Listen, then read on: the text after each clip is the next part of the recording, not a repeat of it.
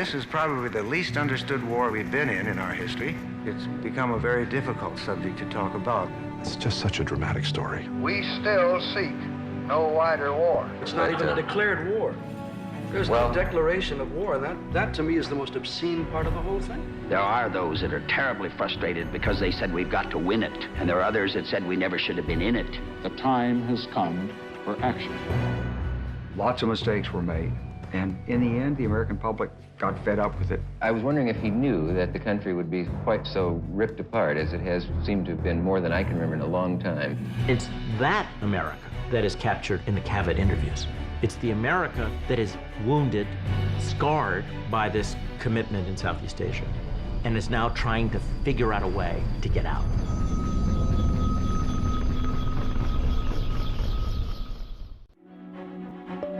This program was made possible in part by the Corporation for Public Broadcasting and by contributions to your PBS station from viewers like you. Thank you.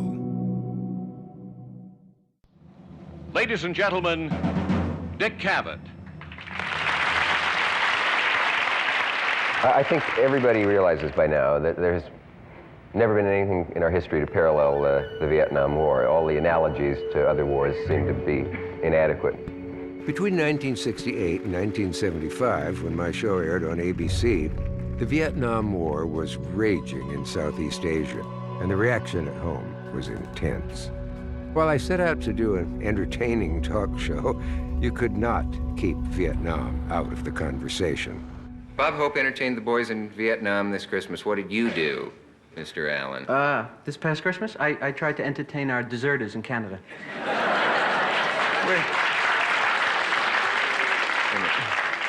Did I hear a boo up there from somebody? These are...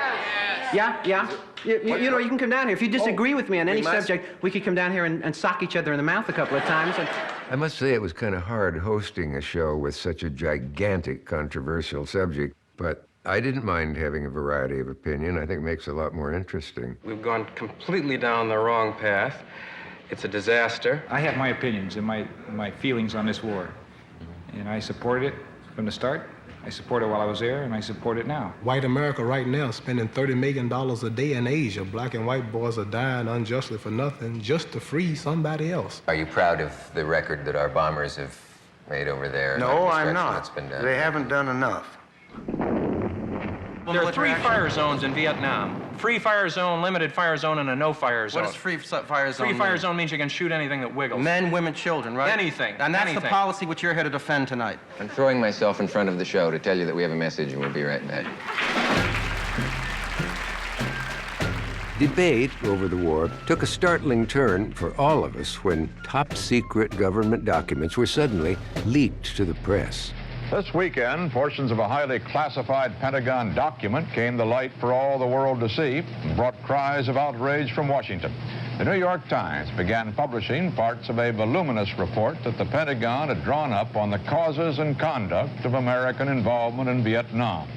Boy, that phrase, the Pentagon Papers, really came in like a bomb when that happened. The papers themselves are part of a 47-volume Pentagon history entitled, the exact title is History of the United States Decision-Making Process on Vietnam Policy, which was commissioned by former Secretary of Defense Robert McNamara. The study was begun in 1967, and it was completed a year and a half later. It represents the work of some 36 government and civilian officials. Most of them were authorities on the Vietnam War, and the report was classified top secret. The data was so overwhelming that the readers of the Pentagon Papers concluded from reading it that the government was misleading itself all along, and that the government was not sure of what was going on. But despite that, the government kept giving the American people this sense that all was under control and that there was reason for optimism. We will stand in Vietnam. Until I got into college, I don't think I ever read an editorial. I was about as ignorant as you could get of world affairs. And then I heard I hear it in almost Lyndon Johnson's accent. Vietnam began to come into currency. Didn't know what it was, and like most Americans probably didn't know where it was, what the significance of it was. The leak of the Pentagon Papers forced Americans, including me, to look at our involvement in Vietnam in a completely new way. Most of us associate the war with the 1960s and 70s. In point of fact, as they say, it began with a bit of cloak and dagger at the end of the Second World War. Prior to World War II, Vietnam had been a French colony. After the war, Vietnamese patriots, led by Communist leader Ho Chi Minh, declared their independence and began an insurgency to drive out the hated French. In September 1945, Major Peter Dewey, an American working for the OSS, the forerunner to the CIA, arrived in an area of Vietnam known as Cochin China to assess the situation. I think Dewey's an absolutely fascinating figure. Here's somebody who has a Yale degree, who was fluent in French. Dewey, I think, saw already in 1945, this thing is just not going to go well, because Ho Chi Minh and his revolution are going to be extremely difficult to stop. And then he becomes basically the first American to be killed in this conflict. Shortly before his death, he filed one final report. Cochin China is burning. The French and British are finished here, and we ought to clear out of Southeast Asia. Major Dewey's final words were prophetic, to say the least. If only U.S. officials had heeded his warning back in 1945, things might have turned out very differently. The Pentagon Papers also revealed that between 1946 and 1954, America provided the French with weapons and millions of dollars to fight Ho Chi Minh and keep Vietnam out of communist hands. It must be the policy of the United States to support free peoples who are resisting attempted subjugation by armed minorities or by outside pressures. At that time, communism was a worldwide threat. It was a threat to the stability of the global system that we'd put in place after World War II, and the United States was prepared to use force to defend it. And so this was about containing Soviet and Chinese communist expansionism. This was about the domino theory. You have a row of dominoes set up, and you knock over the first one, and what will happen to the last one is certainly that it'll go over. Asia has already lost 450 million of its peoples to the communist dictatorship. We simply can't afford greater losses. The minute the first domino fell, they all would fall. And that's why a country like Vietnam, that was of no strategic value to the United States, had no economic value to the United States, suddenly became important because it was a domino. And therefore it was imperative, Eisenhower believed, for the United States to buck up the French. And then, of course, after the French are defeated, he makes what I think is a fateful decision. He and John Foster Dulles, his Secretary of State, decide that they will try to succeed where the French have failed. The task becomes to build up a non-communist regime in the southern part of Vietnam that, with American support, will be able to compete toe-to-toe with Ho Chi Minh and his government, which now is in control in the north. The men on one side are fighting, and the men on the other side don't care and are deserting. Why is this? Why? Because the men on the other side feel they're fighting for freedom. They're fighting for freedom from domination by the white man and by the Westerner. Mm-hmm. And if they felt about communism the way we do, obviously the ones on our side would be the ones who are really fighting for freedom. And there hasn't been any freedom. There's been a dictatorship. In 1961, when Kennedy sent General Taylor, Taylor came back and said, there's no use pouring money in there unless we get political change. And then ZM staged a big campaign, a big propaganda campaign, and we gave him all that money and our boys and our help without demanding political changes. And that's what got us into the war. Our concern is to find the most effective way of sustaining the progress of the people of South Vietnam. Kennedy expanded American involvement in Vietnam very dramatically. The increase in the number of advisors, a vast increase in the amount of American equipment, helicopters, aircraft, artillery, ammunition, all kinds of military firepower. This under JFK, this same Kennedy, who privately, I believe, continues to have real misgivings about whether this thing can be won. Why does he do this? He's gearing up to run for re-election in 1964. Charges of being soft on communism are starting to be used. And he grasps, I think, that he needs to affirm American support for South Vietnam. We want to see a stable government there carrying on a struggle to maintain its national independence. We believe strongly in that. We're not going to withdraw from that effort. In my opinion, for us to withdraw from that effort would mean a collapse not only of South Vietnam, but Southeast Asia. So we're going to stay there. The president really didn't want Vietnam to dominate his agenda. Well, it didn't dominate John F. Kennedy's agenda, but it sure would dominate LBJ's agenda. My fellow Americans, as President and Commander-in-Chief, it is my duty to the American people to report that renewed hostile actions against United States ships on the high seas in the Gulf of Tonkin have today required me to order the military forces of the United States to take action in reply. It's a small attack, but it was the first incident of its kind that pitted North Vietnamese units, if you will, against U.S. ones. It happens in August of 1964, just before a national election, a presidential election. LBJ wants the authority to do what is necessary so that there are no surprises in Vietnam before the election. He wants to show strength and decisiveness. I think there was generally support for the president, for our efforts. The Congress passed the resolution known as the Gulf of Tonkin Resolution, which authorized the president to take whatever action was necessary, including military action. Now, that passed with only 2 dissenting votes.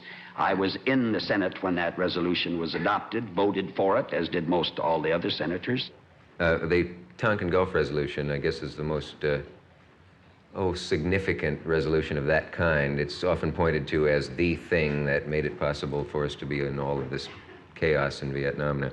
And you were one of 2, I believe, only 2 who voted against the Tonkin Gulf Resolution. If the Johnson administration had told the American people 5% of the facts about the Tonkin Bay incident, the resolution never would have passed.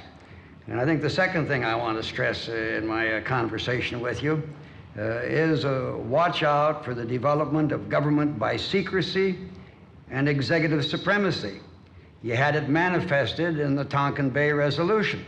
You just were not told the facts about America's aggression in Tonkin Bay.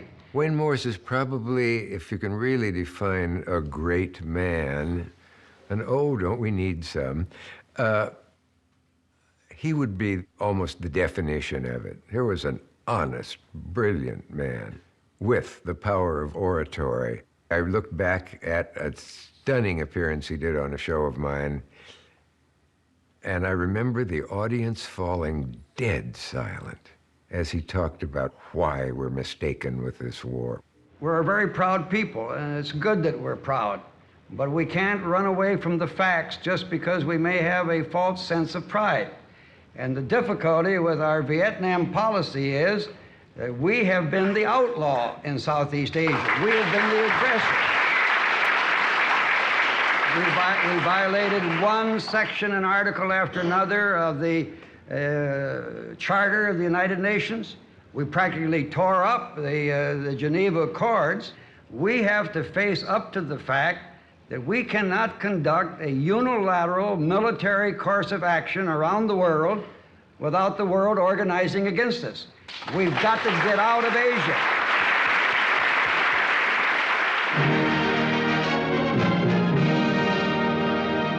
Arriving to make known his new decisions on Vietnam, President Johnson explains his actions in these historic words. I have asked the commanding general, General Westmoreland, what more he needs to meet this mounting aggression.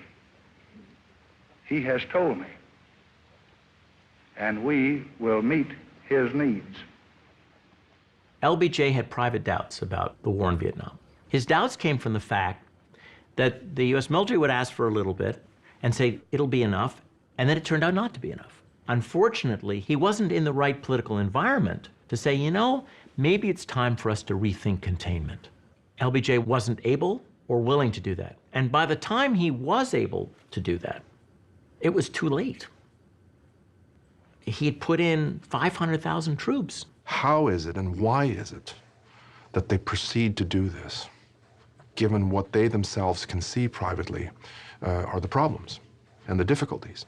Hello? Secretary McNamara on 9-1. It's going to be difficult for us to prosecute effectively a war that far away from home with the divisions we have here, and particularly the potential divisions. And I'm very depressed about it because I see no program from either defense or state that gives me much hope of doing anything except just praying and gasping and hope they'll quit. I don't believe they're ever going to quit, and I don't think we can get out of there with our treaty like it is and with what all we've said, and I think it'll just lose us face in the world. This is our situation. We cannot win with our existing commitment. We must increase it if we're going to win in this limited way we define win. It requires additional troops. I don't know that you want to go that far, and I'm not pressing you to. It's my judgment you should, but my judgment may be in error here. I think the reason they proceed is fundamentally because it's a hope. That's really all it is. That if they just apply a little more power, or ultimately actually a lot more power, but if they apply American military power in the way that it can be applied, somehow this thing will turn out okay. Robert McNamara was a scientist in a job that requires an artist. He lacked the imagination to think beyond numbers and doctrines and axioms. I mean, he knew we were losing, but he still stayed as Secretary of Defense. You can't do that. You can't. When the wrong course of action is taken, in your view, or when you can't bring a success and you're in a high position like that, leave office. It's a gift to the people of the United States. They trust you with the lives of their children. Don't abuse it. And I think the hardest thing for us in uniform to have accepted who fought in that period was that he didn't really believe in it. Hey, hey, LBJ, how many kids did you kill today? Hey, hey, LBJ, how many kids did you kill today? Anyone that is speaking out against this is speaking out as a patriotic American citizen, is speaking out in support of democracy. I think we have an obligation to do this, all of us. We're being not told the truth.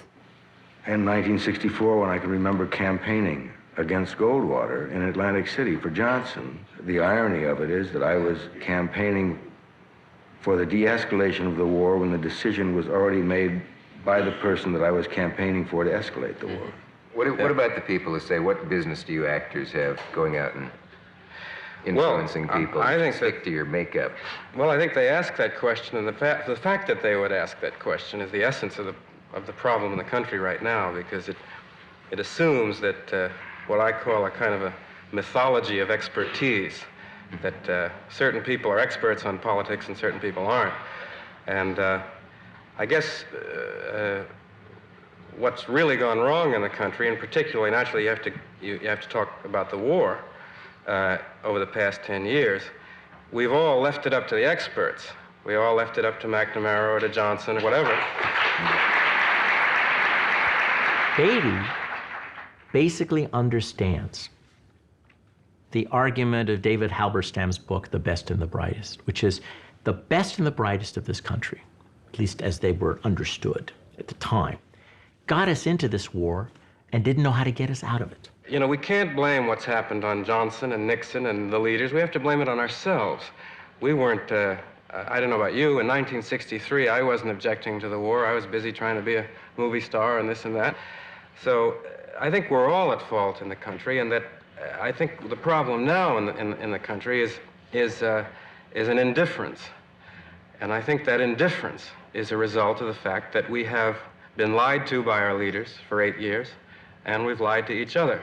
When Warren Beatty says to Dick Cavett, in effect, that Americans are to blame, that we're all to blame for this war, I think he's speaking a kind of profound truth, that the circle of responsibility was wide. Congress is not asking tough questions. It's in part about the press failing to really hold the administration accountable. And finally, and I think this is what Warren Beatty was getting at, in terms of those critical early years when Vietnam is made into a large-scale American war, the American public is not willing to really say, look, why do we need to send American ground troops to this effort? And for all of our adult lives, we've been told, well, those people know things, and if you knew what the president knew, then you wouldn't be saying what you're saying. Well, we finally found out that we were right. Our instincts were right. We shouldn't have been killing those people. We shouldn't have been bombing those people. And it's up to people like you and me and the rest of us to say what we think and not be ashamed of what we think and not defer to experts. There are no experts, I think, when you're talking about questions of compassion and humanity. Sorry. All right. Now, I'm not defending everything that was done in Vietnam. Don't misunderstand me. But I think the strategic equation was we believed we had a mission to stabilize the world. We were in favor of freedom and democracy and peace. They were in favor of communism, atheism, and war. If you put it in that context, the lines are pretty clear. And I think it wasn't just those of us at West Point. I think the majority of Americans saw it that way in 63, 64, 65. And it wasn't until really after the summer and fall of 1966 that opinion began to change. You know, I've tried to think back over how it happened that little by little I became concerned to the point where I wanted to take a direct political and emotional stand in certain issues. It started, I guess, about 4 years ago. I was living in France. And stories started coming in, as they do, easier in France than they do in America, about what's been going on in Vietnam. And, you know, I found it very difficult to believe. And I said to my French friends, if the Marines and our government are doing these things, they must be okay. I mean, we're Americans, so they must be okay. Then I started finding out more things. I started seeing film. I started hearing GIs talk. And I began to realize that maybe they weren't okay. And that maybe, as Americans, we are just as capable of atrocities, of mistakes, as all the other people in the world. We're no better, but we're no worse. And it's important for people to realize that just because the system says something is right, that it's right, maybe it's wrong. Well, once you face that, you have to start re-examining a lot of things. Many of us are old enough to remember the arrival of the phrase the anti-war movement, and it was colorful, spectacular, upset people. People said the anti-war movement's just a bunch of smelly hippies and they can't tell the boys from the girls because their hair's too long, all that sort of stuff. But it also had some very effective victories and it became a vast movement. The anti-war movement was my generation. I was wearing a uniform. I was married and, you know, I was getting ready to go to Vietnam. I looked at them with respect, but I don't think they really understood the total context of what we were trying to do over there. It forces a lot of Americans to look inside and ask themselves, what does it mean to be patriotic? And they didn't have the same answer. Parents and kids disagreed with each other.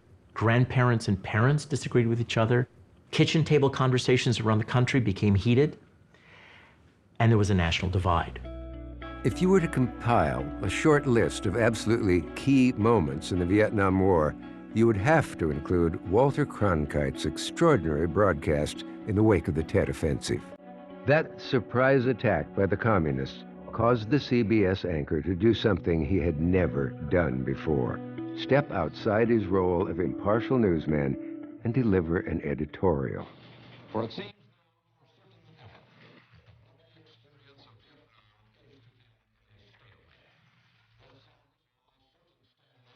well, either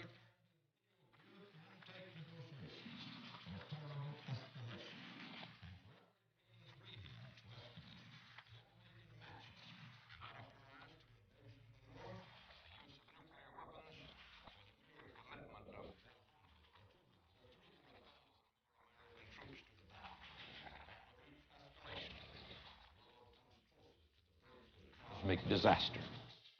I mean, Walter Cronkite in Vietnam is a guy who In 1965, is sort of on the team, goes out to Vietnam, does sort of good guy, you know, G.I. Joe interview, soldier, where are you from?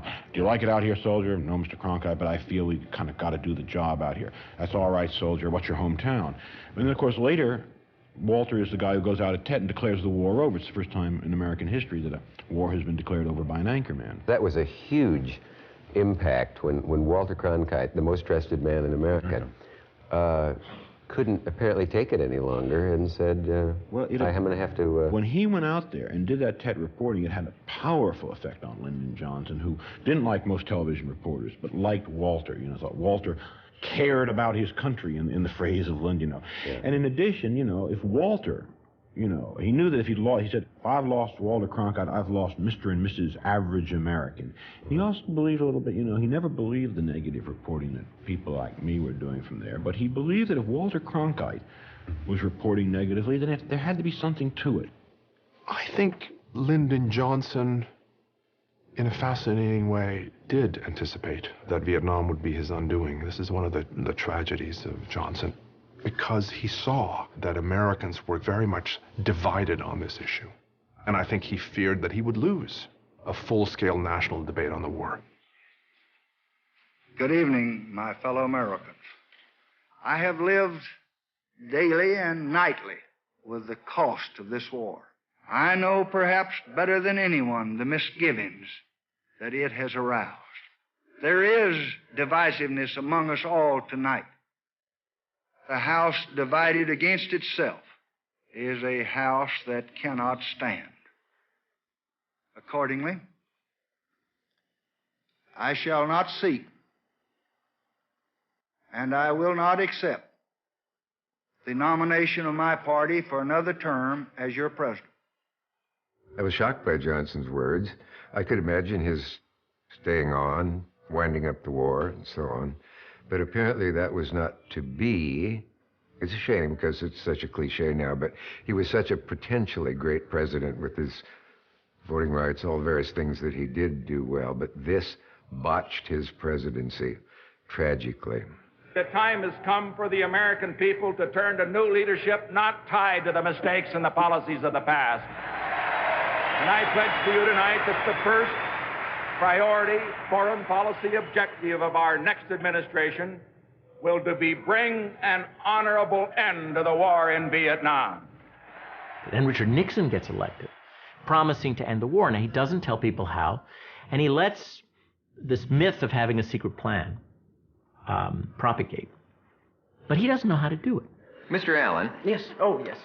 I was wondering about you on New Year's and your resolutions, because I remember you had made some once in the past that were... New Year's resolutions for this year? Do you go in for that? I sometimes go in for it. My only New Year's resolution this year, I think I'm going to try and sleep through the Nixon administration, you know? Thank you. Will you welcome one of the greatest exports ever to come out of San Francisco, the great Jefferson airplane. Now, from the White House, here is the President. Since I took office 4 months ago, nothing has taken so much of my time and energy as the search for a way to bring lasting peace to Vietnam. I know that some believe that I should have ended the war immediately after the inauguration by simply ordering our forces home from Vietnam. This would have been an easy thing to do. It might have been a popular thing to do. But I would have betrayed my solemn responsibility as President of the United States if I had done so. Look what's happening out the street. Got a revolution. Hey, I'm dancing down the street. Got a revolution. Now ain't it amazing when the people I meet. Got a revolution. One generation got old. One generation got sold. This generation got new. This generation no home. Pick up the cry. And now it's time for you and me. Got a revolution. Who take it from me? We will and who we. We are volunteers of America. Volunteers of America. Volunteers of America. Volunteers of America.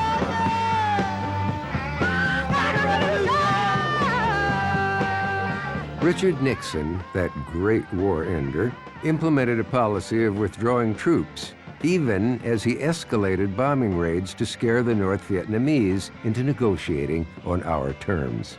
On April 30th, 1970, he announced the invasion of Cambodia to disrupt communist supply lines.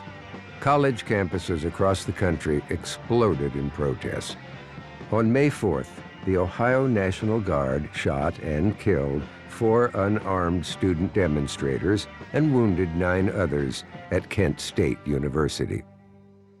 I do sit here night after night and not give my opinion at times when I would like to, because it does bore somewhat, and it is more interesting to see what the guests have to say, I think. But it seems to me that when you equate, as he did, at least in the public's mind, the war over there, where soldiers are shooting at enemy soldiers, with our other enemies of America on the campus, that a terribly unfortunate equation has been made there, which in some minds that are unable to make distinctions can result in shooting of soldiers by other soldiers, enemy, and shooting by National Guard people of teenage girls and young men, and I just think it's terrible. Well, I think that the situation in Kent is tragic and terrible. I couldn't use strong enough language to say how I feel about it. And I was just sick. When I heard it, I went to my room and and knelt in prayer.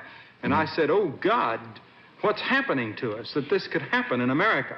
Yeah. That they would shoot some of these kids.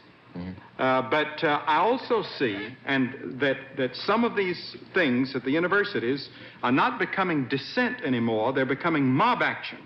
And this is very dangerous. And this is going, and the violence. The violence that some of them are protesting in Vietnam, they are using violence here. I know there are dangerous elements, and I think those who break in and burn up, say, a professor's papers that he's worked his lifetime on and so on, I hope they get the limit of the law in their punishment. On the other hand, I wonder what you say to the students who say, we have politics and politicians and the administration on the one hand saying, lower your voices, violence is not the answer. On the other hand, the same administration downgrades the Paris peace talks and widens the war. I'm going to take the president at his word that he's not widening the war, that he actually is trying to shorten the war and bring American troops home. This interview is a week after the president has announced that the United States has invaded Cambodia, which for many Americans was the final straw. This was the escalation that wasn't supposed to happen in a period of declining American commitment in Vietnam. The country is at a boiling point. There's no question the administration miscalculated and did not anticipate what the response would be to the Cambodian incursion, to the expansion of the war. I mean, what they're doing, what the administration is doing is expanding the war even as it's contracting the war. I know that viewers are constantly disturbed by the fact that there is a great deal of opinion expressed on shows like this, and why don't you have someone on to give the administration side? It happens that a lot of our guests are in show business, and a lot of the guests on a show like this do have opinions that are critical of any current administration, it seems, and certainly this one. I would like the administration's view to be told. If Herb Klein is listening now, I would like to invite someone to come on this show and say whatever he would like to say, because a lot of us are very confused and would like to know. I watch you often. In fact, I was watching you the other night, and you were. A very fine interview with Dr. Graham. You knew that you were the Herb Klein I was talking about then. I had some suspicion when you looked out and said... Yeah. I wonder, I guess right off the bat, if the president had any idea of the upheaval that would be caused in this country by the Cambodian move. Well, I think no one could anticipate the amount of upheaval, because there were other things that added into it since. The Kent State incident would be one of those things. On the other hand, if you recall what the president said, that he felt that the decision he had to make in cleaning out these sanctuaries, which have been communist strongholds, was one in which he was moving in a way which he felt had to be divorced from politics. He would rather be feeling that he was doing the right thing for American boys than to worry about the political consequences at this point. Has the president ever discussed with you the possibility of abandoning the war there? The reason that you say you can't withdraw right now is that to do so would be to allow perhaps the greatest bloodbath that ever took place. You'd just welcome the communists to come in and run over the area. It should be understood that the only key objective we really have is to bring this. We like to negotiate a peace as rapidly as possible, and we like to see that the people of South Vietnam have a free choice of their government. Okay. Can you stay with us for a bit? The gentleman who could join us now is a gentleman who was decorated in Vietnam as a war hero, and it might be interesting to talk to him. All right, I understand he's opponent, as a matter of fact, at this point, isn't he? Yes, he is. Yes. Well, I heard that we've booked a guy on the show who was actually there and in the war, and I thought, well, we've had several of those before, but I wasn't quite prepared for the fineness of the impression John Kerry made when he came on. With all due respect to the Director of Communications, I think the time has come for this country to try and cease to operate on a basis of its paranoia to communism. And quite frankly, when I was in Vietnam, I have to say to you that I just could never feel that I was there fighting to save that country, to make it safe for democracy. The only feeling you could have was that you were like the German, that you were there occupying another country. And really this feeling of imperialism is one that actually does pervade much of the world now when they look at the United States of America.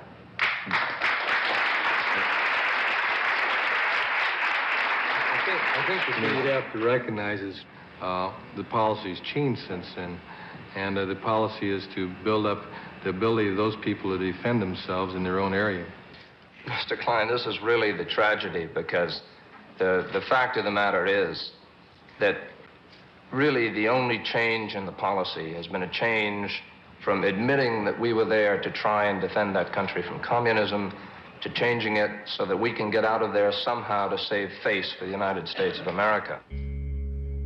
The problem is that Richard Nixon and his then National Security Advisor, Henry Kissinger, are going to try to find a way to get out of Vietnam without losing Vietnam. You have two powerful people in the White House who are playing risk, the game of risk, to try to control the outcome of the American withdrawal from Southeast Asia.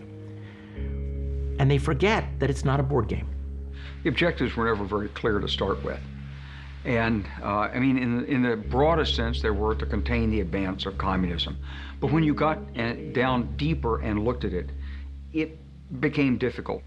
We could be involved in Southeast Asia for the next decade if our objective is the establishment of a government which would perfectly meet some blueprint of our own devising in South Vietnam. This is a country with an unstable political history. It's a country with an unstable political future. There are divisions in that country that are not going to be healed by anything that we do. At some point, these people are going to have to settle their own political future without our interference. In 1967, Secretary of Defense McNamara assigned his officials to write a top-secret history of how we got into Vietnam. Composed over 2 years, it was 7,000 pages in length, full of secret documents. Well, one copy has been leaked to the New York Times, which yesterday began publishing a digest of it. And now we return to the bombshell that was the Pentagon Papers. The reaction of the president and his cronies was strange. Well, there were many strange things going on in the Nixon White House. This was just one of them. Hello. Mr. President, I have Dr. Kissinger calling you. Okay. Thank you. Haig was very disturbed by that New York Times thing. Fortunately, according to Haig, it all relates to the two previous administrations. Is that correct? That is right. It just shows massive mismanagement of how we got there. And it pins it all on Kennedy and Johnson. Yeah. McNamara. So from that point of view, it helped us. They had sort of tried to make it Nixon's war. And what this proves is that if it's anybody's war, it's Kennedy's and Johnson. So that these Democrats now bleating about what we're doing wrong, this graphically shows who is responsible for the basic mess. The thing, though, that Henry, that to me is just unconscionable, this is treasonable action on the part of the bastards who put it out. A name has now come out as the possible source of the Times Pentagon documents. It is that of Daniel Ellsberg, 40 years old, one-time Marine, later a top policy analyst for the Defense and State Departments during the Vietnam buildup, and now a researcher at the Massachusetts Institute of Technology. Will you welcome, please, the man who made the whole thing possible, Dr. Daniel Ellsberg.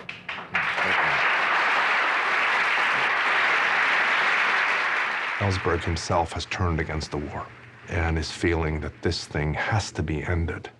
What can I do as somebody who was supportive of the war effort, who understood what was happening and turned against it? What can I now do to somehow help bring this thing to an end? I think that the very revelation of the papers strikes at the system of secrecy, which has in fact been essential to perpetuating this particular policy. It's a policy that I think no president has felt confident he could afford to expose to the public in a frank way and get public support. Could I ask you a kind of broad question then of going back a bit about when does the public have the biggest gripe coming about being knowingly deceived? That's very hard to answer. Yeah. We're talking about a record of 25 years of untruth, covering 5 administrations. One can ask which years did that untruth involve the public in more or less killing and dying than in other years, and obviously that's been very high in the last few years. I think they have a gripe going back to the Truman administration, though, when it comes to Truman's involvement of this country in the support of what the administration clearly recognized internally as American involvement in a French attempt to reestablish its colonial rule over Indochina. Yeah. No one wants responsibility for losing a war or for failing, as we have brought failure on ourselves in Indochina. No newspaper man, no congressman, no president, no member of the public. And that fear of responsibility has kept people who had the power to get us out from using that power as they should have, I think. The reaction to Ellsberg was from one extreme to the other. Guests were divided on it too. My friend, as he became Barry Goldwater, was radically opposed to the release, and he was hardly alone. A man like Ellsberg, well, what kind of a man do you think he is? Well, I'd compare him to Benedict Arnold. Really? Well, it's against the law to take top secret material. That's as plain as that. It's like saying you can't drive 100 miles an hour down Broadway, but you do it. Now, you know you're violating the law when you do it, but in a case like Ellsberg, or whatever his name is, deliberately taking what he knew to be top secret materials, I don't care what his motivation was. I'm certain it wasn't money, and I have to, if he wants to keep saying that he was motivated patriotically, I'd have to question his idea of what patriotism is. Oh, I had people write in and say, it's obvious you're a commie on the one hand, and people writing in saying, I'm glad you agree with me and other right-wingers, believe it or not. My favorite piece of hate mail is from Waco, Texas, a prominent capital of hate mail, I learned. I remembered accurately. My secretary tried to hide it from me. Dear Dick Cavett, you little sawed-off faggot communist shrimp. And there was a return address, and I wrote back, I'm not sawed off. It's a strange feeling I got yesterday when looking at the front page of the New York Times and saw Johnson and Nixon walking towards the library. And they looked so proud and happy. What great things they have done. Johnson lengthened the war 6 years. Nixon has started 3 wars since he's in there. You still, at one point you had stopped reading the papers, you said. It was just, there was too much bad news. I don't read the news at night when I go to bed, because it's just a remake of what's been going on all day. Now, I want to hear it over again. Yeah. You know, and they show you a battlefield, and there are boys laying there dead and injured. And I don't want to see that when I go to bed at night. I have enough problems going to bed without that. Now we're finding that one of the terrible ironies of this war is that if it's maybe the only thing worse than having to go to war is, in this case, to come home from it. After looking forward to the glorious day when they get back home, a lot of the veterans have found that things turn pretty sour very fast for them. They've described themselves as confused and disoriented and unable to adjust, and strangers to their friends and to their parents, uncomfortable among their old friends, unemployed, treated as undesirables in many cases. They've said, some of them, that they've gotten heroes' welcomes that nauseated them because they didn't feel like heroes, and confusion, on the other hand, at people who called them murderers and didn't want them around. We're not sure what will happen tonight. We're not here to prove anything. We're not here to debate the rightness or the wrongness of the war. That's been done everywhere, as you know. But we're going to talk to 4 guys who've been there. If we come up with any kind of common denominator, maybe that's all to the good. I don't know what will happen tonight. I know they don't all agree with each other. When you went over, you felt you were and we were and you were going to help. Right. When I went over there, I was over there December 13th, 67. I came back January 30th, 69. I was one of the lucky ones to be there for the big show, 68, the Tet Offensive, where a lot of people got rubbed out, you know. Mm-hmm. And I say this, you know, okay, you're sending all this money over there to troops. The war could have been won by 1965 if the people in the White House, the governors and what else have you up there, would stop playing around while they're trying to get a vote through or decide. There's guys 18 to 25 years old dying out there. And the decisions are too long. They play around too much while they're playing with our lives. I was actually ashamed of taking part over there in Vietnam and being in the Army. Like I say, that's how I feel. I was ashamed of being over there. I'm ashamed of being in the Army for going over there. And I never got to go to jail before I'd go there again. That's how I feel. We've always heard that demonstrations in this country hurt the morale of the guys over there. Who wants to say whether it did or not? I know one demonstration, sir. I was in Vietnam when the November 1969 moratorium demonstration, where everybody stuck a little ballot in a coffin with the names of somebody that was killed there, and that was something that I resented very intensely because I knew a lot of people that were killed there, and I resent anybody using their names because they felt a lot of different ways about the war, using their names for any reason at all, for any political reason. No, you got to understand something about this war. There are guys that are fighting this war that go out in the field, and that's it, man. You are out in the field. You don't have hot meals. You don't have the life of Raleigh. Right. You're out there. You're humping the bush, that's all. And you're fighting every single day. It's no picnic. Everybody, they're so willing to commit our guys, you know, support our boys in Nam. That can be taken 2 ways. Support our boys in Nam, as President Nixon would say, you know, keep them over there and wave the flag for what they're doing. But the guys over there, when they hear support our boys, that means one thing. At least it did with the Marines I was with. Bring me home. And if we think that when the last troops are out of Vietnam, that the war is really over, it really isn't. It's going to live in the hearts and minds of the people who've been there for the rest of their lives. It's going to affect their children. It's going to affect our entire culture and our society. There's a legacy from this war. There have been legacies from other wars, but this is a very special legacy. Oh, beautiful four-station skies. In 1982, I was at the opening day of the Vietnam Veterans Memorial. I was in uniform as an Army Lieutenant Colonel. I'd finished my battalion command. I was wearing my Purple Heart. It had been 12 and a half years since I'd been shot. I was basically over my wounds. And I looked, and there were all these people in they were wearing grubby jungle fatigues and old field jackets, and they had first cav patches on them and FTA and long hair, and they were out there too. I didn't understand it. I didn't understand it. Those were our people that were damaged by the war. They were the ones that didn't have the support system, the mentoring, the supportive family, the career opportunities, the sense of purpose that I carried to it. They were just there because the country asked them to be there. And there was a terrible impact.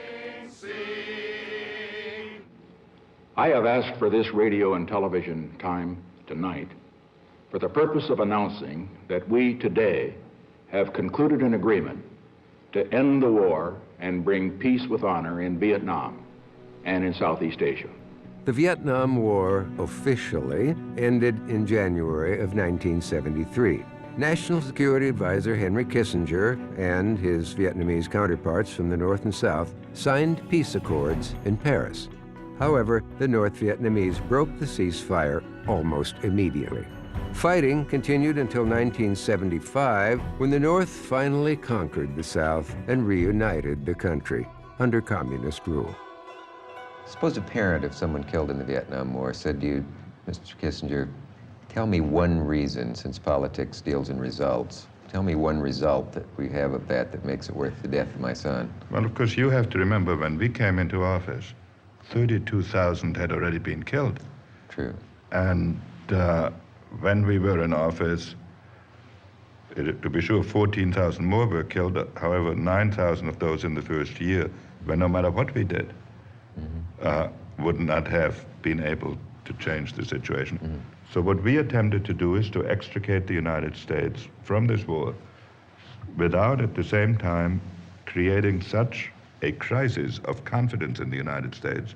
We attempted to achieve what we considered an honorable solution, in which we withdrew about 150,000 troops a year, and the one requirement we made is that we would not overthrow a government that our predecessors had put into office. We hadn't put it into office. When you watch the Kissinger interview, you'll notice he talks about how people didn't understand what he and Nixon were doing and how they felt they had to do this to withdraw. And Kissinger in this interview with Cavett doesn't seem to show any emotional intelligence about the consequences of his strategic thinking. Can't you just about give a yes-no answer to the Vietnam War was not worth it? You have to ask yourself when, at what point. I go back to 65, was it worth it to put 550,000 troops into Vietnam? I would have to say, probably no. Was it worth it for us to attempt to extricate ourselves honorably? I would have to say in retrospect, yes. That was the problem that we faced. In terms of what the war means for Americans today, I think it continues to be, to some extent, an open wound in the American body politic. Indeed, one could argue that some of the divisions in our country today are a product of the Vietnam period, because the Vietnam quagmire always comes back whenever people begin to doubt that there's an exit strategy. One of the lessons for everyone, including the military, of Vietnam was don't get into something unless you know how to get out of it. I served at West Point, and then we were sending fine young men over to that war, and I served in that war, and I saw fine young men not come home. If you will look at my postmortems, they involve the fallacy of bad policy making by politicians who simply didn't understand the world they were living in. As I understood it, they thought that incremental resistance would just sort of let the problem go away. Yes, and you get in deeper and deeper, and the outcome is inconclusive, and the sacrifices grow. How much did we learn? Not enough.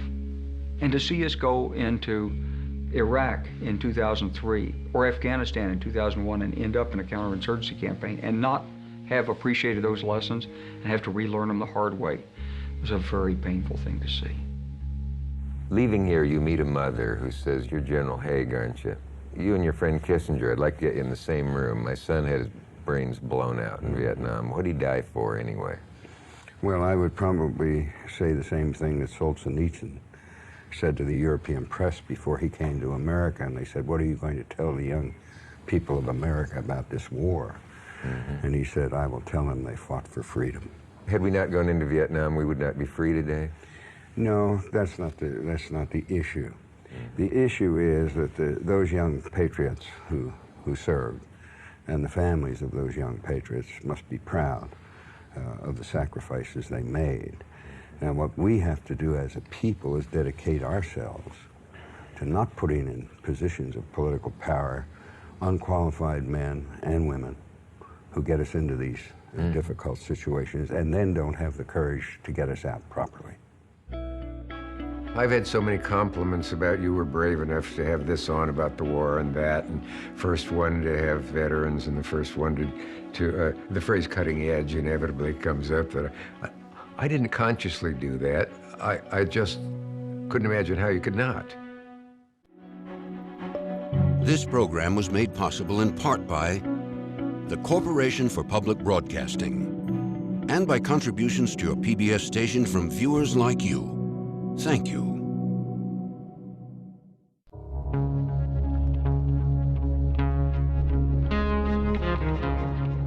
To find out more about this program and watch streaming video, visit pbs.org. This program is available on DVD. To order, visit shoppbs.org or call 1-800-PLAY-PBS.